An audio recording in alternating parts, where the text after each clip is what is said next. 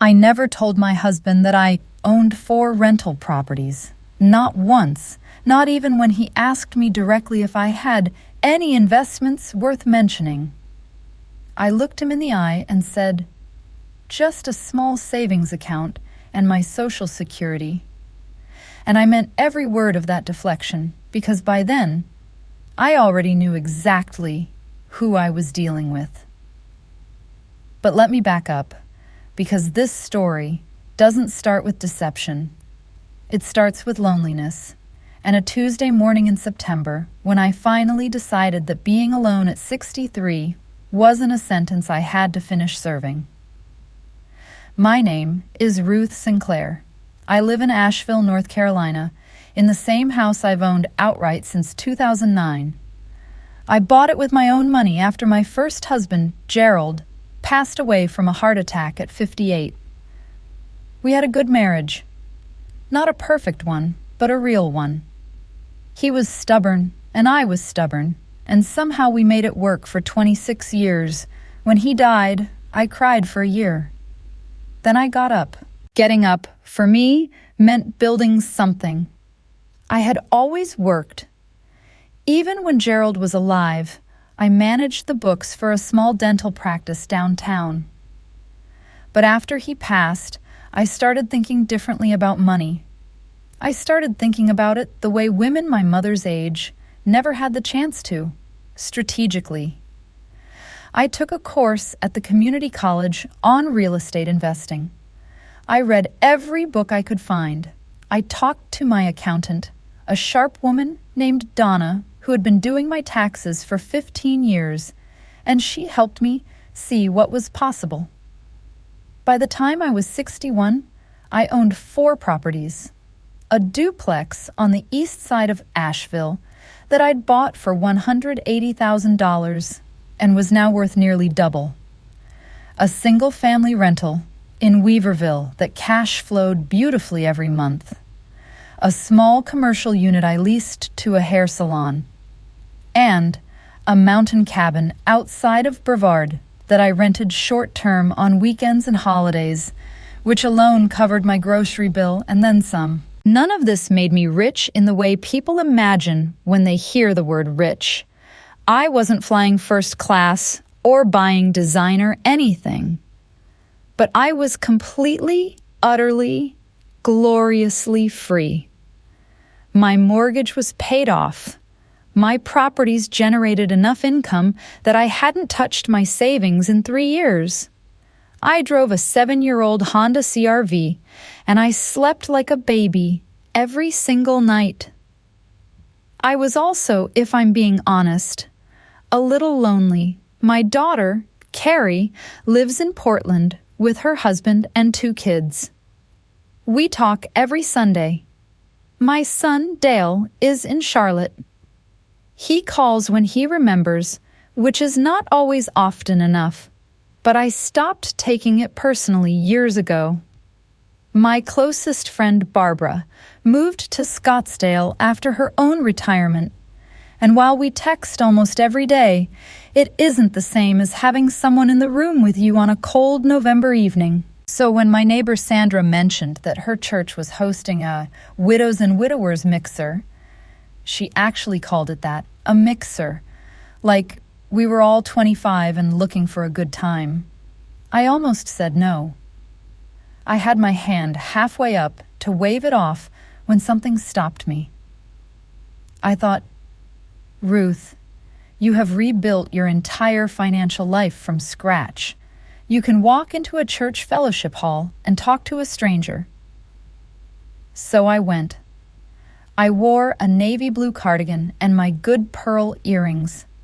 I drank terrible punch and ate a cookie that had clearly been made 3 days earlier.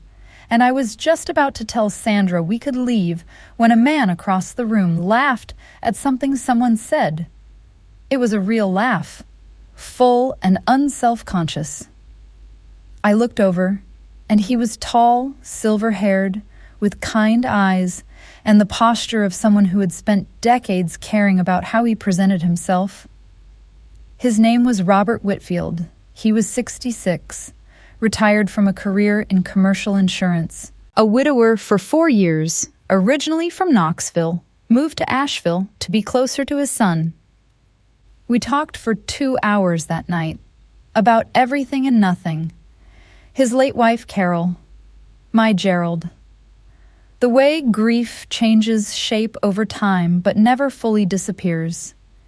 He was easy to be with, in that rare way where silence didn't feel uncomfortable. It just felt like breathing. He asked for my number, and I gave it to him. Now, here's where I want to be very clear about something, because this is important. I liked Robert from the beginning. I genuinely liked him. He was warm and funny, and he called when he said he would, which sounds like a low bar, but at our age, in this world, it is not. Our first 3 dates were lovely. Dinner at a small Italian place on Lexington. A Saturday matinee at the Wortham Center. A long walk along the River Arts District, where we bought coffee from a cart and argued pleasantly about whether the murals counted as real art. By our 5th date, I could feel something shifting. That particular gravity that happens when 2 people stop being strangers and start becoming something else. And it was precisely then that I did something I want to be clear was not born from suspicion of Robert specifically. It was born from experience. From watching what happened to my friend Joyce, who at 64 married a man who turned out to have $90,000 in credit card debt he'd never mentioned. From watching what happened to my cousin Shirley, whose new husband's adult children arrived, and slowly, methodically pressured her out of her own home within 2 years of the wedding. I called Donna, my accountant.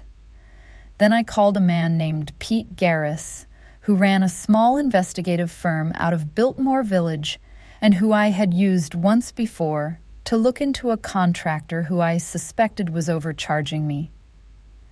I told Pete what I needed: a financial background check, credit history, any liens, judgments, bankruptcies. The report came back clean. Robert Whitfield had good credit, no debt, a modest but solid retirement portfolio, and a pension from his former employer.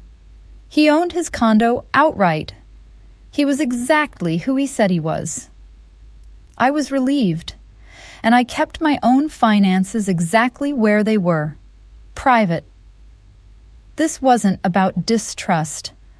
I want to say that again because I think people misunderstand what financial privacy in a new relationship means. It was about protection.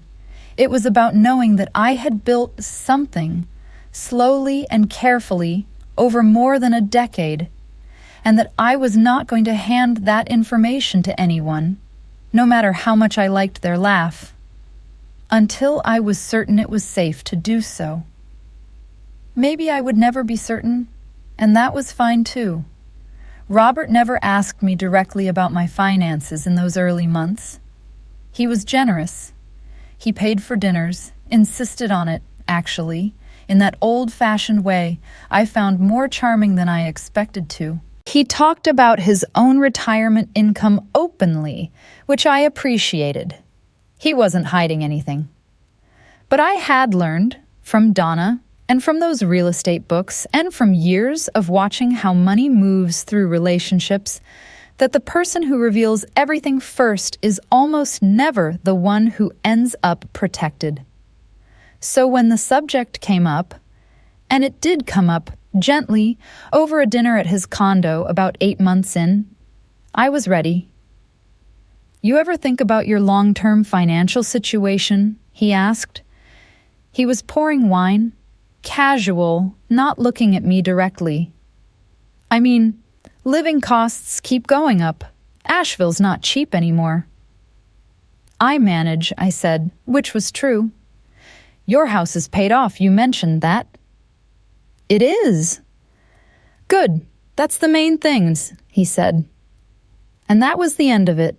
We got engaged 11 months after that church fellowship hall. He proposed on the back porch of my house on a Sunday morning with a ring that had belonged to his grandmother, which I found so genuinely touching that I cried a little, which I hadn't expected. I said yes, I meant it. I also called my attorney, a woman named Patricia Okafor, the following Monday morning and told her I needed a prenuptial agreement. Patricia didn't blink. She was 60 herself, and she had seen enough second marriages come through her office to know exactly what I needed. She asked me to list my assets. I told her everything: the 4 properties, their current estimated values, the rental income they generated, my savings, my investment accounts. She drafted the agreement carefully. It was clear, fair, and specific. Everything I had brought into the marriage would remain mine in the event of separation or death. Any assets acquired jointly during the marriage would be divided equally. Robert's assets, similarly, remained his. When I presented it to Robert, he paused. He held the pages for a long moment. "This is very thorough," he said. "I've worked a long time for what I have," I said, "and I know you have too. This protects both of us." He was quiet for another moment. Then he nodded. "I understand," he said. "It's sensible. Carol and I should have done something like this, honestly." He signed it. We were married in March, a small ceremony at a bed and breakfast in Black Mountain that Carrie helped me find. 22 guests, good food, decent wine, a bluegrass trio that played on the wraparound porch while the sun went down over the mountains. It was genuinely one of the best days of my life. His son, Travis, came to the wedding. He was 38, worked in real estate development in Greenville, South Carolina. He had always been polite to me in that slightly formal way of adult children who have decided to be cordial without necessarily being warm. I understood it. I didn't take it personally. He had lost his mother. I was not trying to replace her. I told him that plainly at the rehearsal dinner, and he thanked me and said he appreciated it, and I thought we understood each other. I was wrong about that. The first indication came about 6 weeks after the wedding. Travis called Robert one evening while we were eating dinner. I could hear pieces of the conversation from across the table.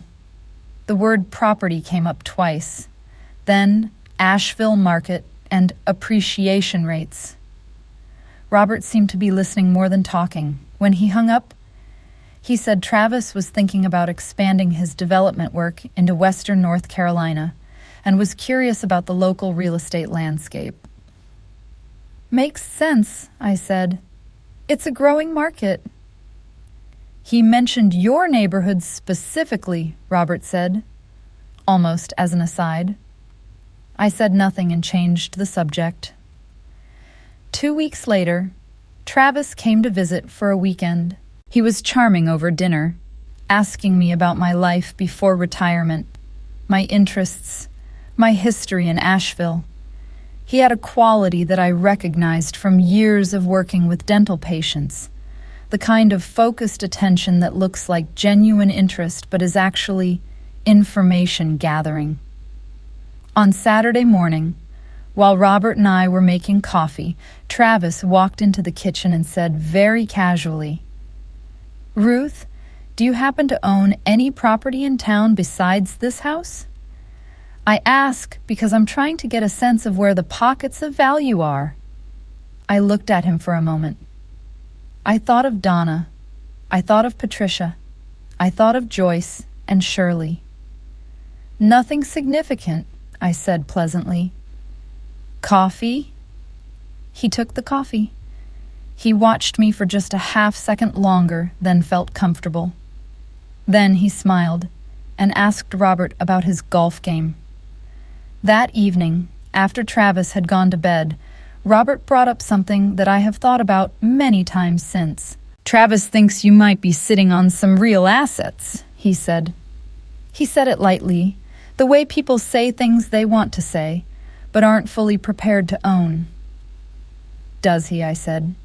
"He looked up your address, the county assessor records, the house valuation." "That's public record," I said. "Anyone can do that." "He said you seem," his word, "underplaying." I put down my book. "Robert," I said carefully, "do you feel like I'm hiding something from you?" He was quiet for a moment. "No," he said. "I trust you. Travis is curious. He's a developer. It's how he thinks." "Then maybe Travis should focus his curiosity on properties that are actually for sale," I said, and I picked up my book again. Robert didn't say anything else. But I noticed that the conversations with Travis became more frequent after that. And I noticed that some of them happened in rooms I wasn't in. About 3 months after Travis's visit, Robert sat down across from me at the kitchen table one morning with a look I had not seen on his face before. Serious, almost apologetic. "I need to talk to you about something," he said. I set down my mug. "Travis has found a development opportunity, a small residential project outside of Weaverville. He needs a silent investor, not a huge amount, relatively speaking, but he came to me because he knows I don't have liquid capital sitting around. He suggested that maybe, if you had any resources you hadn't mentioned, this could be a good opportunity for us, as a couple." There it was. I took a breath. I thought about what I wanted to say and, more importantly, how I wanted to say it. Because what I felt in that moment was not just hurt. It was a particular kind of clarity that comes from having been careful when it mattered. "How much is he asking?" I said. He mentioned $200,000 as a starting point. At $200,000, which was, not coincidentally, almost exactly the assessed value of my Weaverville rental that Travis had apparently been able to identify through county records. "Robert," I said slowly, "I need to ask you something, and I need you to answer me honestly. Has Travis been researching my property holdings?" He looked down at the table, which was its own answer. "I have a good attorney," I said, "and an accountant. Any financial decision I make goes through them first. That's been true my whole adult life, and it isn't going to change because Travis is looking for investors." "He's my son, Ruth." "I know he is, and I'm your wife, which means you need to decide who you're having this conversation for." The silence that followed was the longest we'd had in our marriage. I want to tell you that Robert handled it perfectly from that moment forward. I want to say he stood up, apologized, told Travis to mind his own business, and that was that. The truth is more complicated, the way marriage always is. He did pull back. He told Travis that I wasn't interested and that the subject was closed. Travis was cold to me for a while after that. Short texts, stiff visits, a politeness that had dropped even the thin warmth it had carried before. Robert seemed caught between us in a way that was genuinely painful to watch. But here is what I knew, sitting at that kitchen table, that Robert did not know and Travis had not been able to find out. My 4 properties were all held in an LLC that I had formed years earlier on Donna's advice. The LLC was in my name, but it was not searchable under my personal name through standard county assessor records. What Travis had found was the value of my home. The rest was invisible to him. He had been fishing in a pond I had already fenced off. Patricia called me a few weeks later to let me know that Travis had apparently hired someone to run a more comprehensive asset search. She knew because the request had surfaced through channels she monitored for her clients.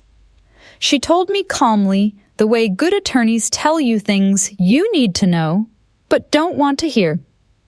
He found the LLC, she said, but it's structured correctly. There's nothing he can do with that information. What about Robert? Your prenuptial agreement is solid, Ruth. Nothing has changed on that front. I sat with that for a long time after I hung up. I thought about whether I should tell Robert what his son had done. I thought about what it meant that I was sitting in my own kitchen, in my own paid-off house, running through legal protections I had put in place before I ever walked down that aisle in Black Mountain. I thought about Joyce and Shirley. I thought about Gerald and how much simpler things had been when I had been young enough not to know what I know now. Then I picked up the phone and called Robert and asked him if he wanted to take a walk. He came over within 20 minutes. We walked down toward the River Arts District, the same path we'd walked on one of our first dates, past the murals we had argued about. He told me, unprompted, that Travis had apologized, that he had told Travis his behavior was unacceptable, and that if he ever approached me about financial matters again, without my direct invitation, their relationship would need serious reflection. I believed him. I still believe him.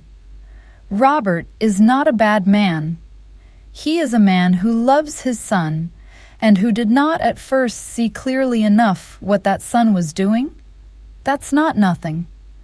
But it is also not disqualifying. I owe you an apology, Robert said. I should have shut it down sooner. I let him get further than he should have. Yes, I said. You did. Are we okay? I thought about it, honestly. We were walking past a mural, a huge blue heron, wings spread, painted across an entire building wall. I had always loved that one. We're working on it, I said. So, which was the truth. The thing about building a life the way I built mine is that you learn the difference between a setback and a disaster. Travis's maneuvering was a setback. It was uncomfortable, and it required a difficult conversation, and it put a strain on the first year of a marriage I genuinely cared about. But it was not a disaster, because I had been careful, because Donna had been thorough, because Patricia had built a structure around my assets that held. I never told Robert the full details of how I had structured the LLC or what Patricia's monitoring had revealed. That information belonged to me and my advisors, not to a marriage that was still, at that point, finding its footing. What I told him was this: that I had assets I had worked for and that I had protected them carefully, and that the protection was not a reflection of how I felt about him, but of what I had learned about life. He accepted that. He held my hand for the rest of the walk. That was 14 months ago. Robert and I are still married. Travis has kept his distance, financially speaking, though he comes to Christmas and is pleasant enough when he does. My 4 properties are still mine. The cabin near Brevard had its best season last fall. I used the extra income to repaint the deck and add an outdoor fire pit that the guests love. The duplex on the east side got a new roof, which cost more than I wanted but was worth every penny. Carrie came to visit last spring and spent an afternoon going through my financial files with me, the way I always promised her I would when the time was right. She sat across from me at the kitchen table with a cup of tea and said, "Mom, I had no idea not in an accusatory way, in the way of someone who suddenly understands something important about the person they thought they knew. "I know," I said. "That was partly the point." She laughed. Then she got serious and said, "You were smarter than I gave you credit for." And I told her that was the nicest thing she'd said to me in years. Here is what I want anyone who is where I was 3 years ago to understand. Being alone after 60 is real. The loneliness is real. The desire to share your life with someone who will be in the room with you on a cold evening is completely, entirely human and nothing to be ashamed of. Go to the mixer, accept the coffee, say yes to the walk by the river. But carry your privacy with you like a coat you don't take off until you know exactly what the weather is. The people who love you for the right reasons will not need to know your net worth before they've earned your trust. And the people who need to know your net worth before they've earned your trust have already told you everything you need to know about them. I still have my house. I still have my properties. I still have my independence and my good accountant and my excellent attorney who monitors asset searches for my peace of mind. And I still have my husband, the real one, not the one who let his son go too far, but the one who apologized and meant it and took my hand and walked with me past the blue heron on the wall. Some things you build alone. Some things you build together. The wisdom is in knowing which is which. If this story reached you at the right moment, if it said something you needed to hear, share it with someone who needs to hear it too. And if you have your own story about protecting what you've built, I'd really love to hear it in the comments below.